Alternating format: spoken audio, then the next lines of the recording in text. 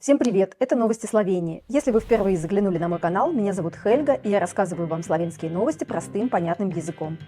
В Словении расследуют случай эксплуатации иностранных рабочих. 11 индийских рабочих трудились на словенском производстве.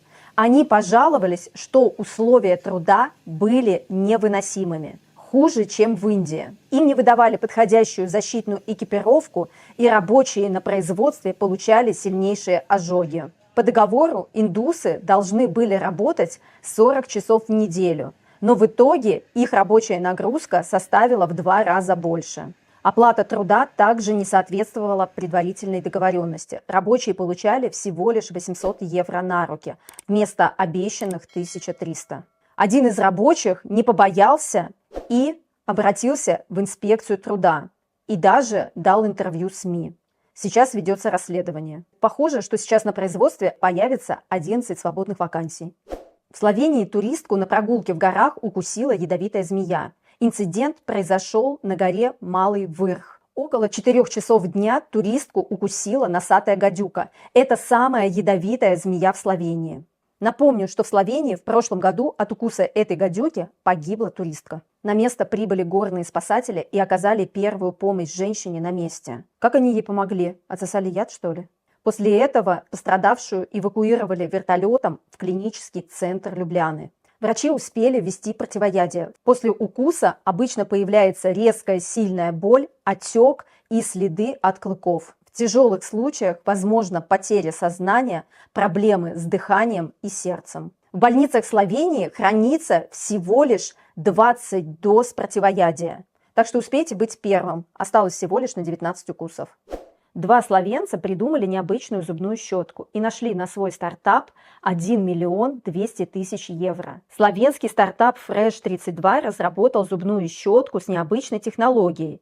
Вместо классических нейлоновых щетинок используется мягкая, сверхпрочная ТПУ резина. Проект создали Ян Хабат и Домен Неманич. По их словам, инвесторы долго не хотели вкладываться. Для IT-компаний стартап был слишком производственным, а для классического бизнеса слишком технологичным. Сейчас компания оценивается в 5 миллионов евро. Продажи стартовали уже в 2024 году. Но в магазинах Словении я до сих пор не нашла ни одной их щетки. Как говорят стартаперы, их главная цель – Великобритания. На границе Хорватии и Словении нашли тела 4 нелегальных мигрантов. Люди погибли из-за нечеловеческих условий перевозки. Большая группа мигрантов добиралась в грузовике долгие дни, без нормального воздуха, без достаточного количества воды и еды. И 4 человека не смогли выдержать эти испытания и по дороге погибли. 2 мужчин доставлены в тяжелом состоянии в больницу. 13 оставшихся задержаны полицией. Кстати, из новости непонятно, бежали ли они со стороны Хорватии в Словению или из Словении. Друзья, а если вы планируете официально переезжать в Словению и вам необходима помощь в оформлении всех необходимых документов, а также помощь в поиске жилья, смело пишите в личку моего телеграма. Торговая инспекция Словении провела масштабные проверки в продуктовых магазинах по всей стране. Всего проверили около 500 магазинов. Нарушения нашли более чем в 70% случаев. Самые частые нарушения – товары без ценников, плохо читаемые ценники или неправильная цена, указанная на ценниках. Проверка показала, что нарушения с ценниками в Словении носят массовый характер, так что обязательно проверяйте стоимость на кассе. В Любляне в районе Шишка в один день произошло 2 нападения с ножом на женщин.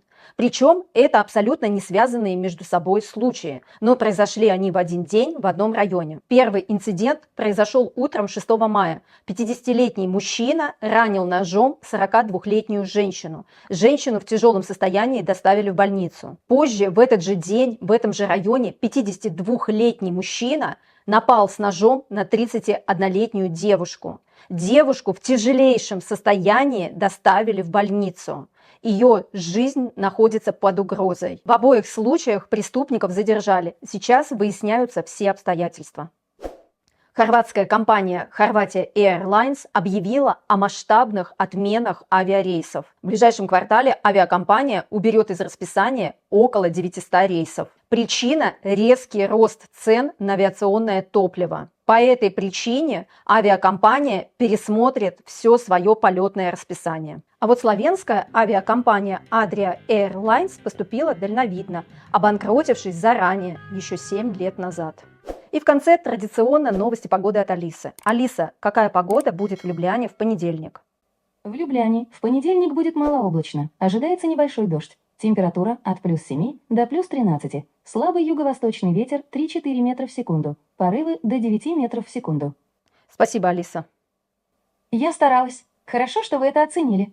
Друзья, на этом мой новостной выпуск подошел к концу. Не забывайте, пожалуйста, подписываться на канал, ставить лайки и делиться своим ценным мнением в комментариях. Пока-пока, до новых встреч!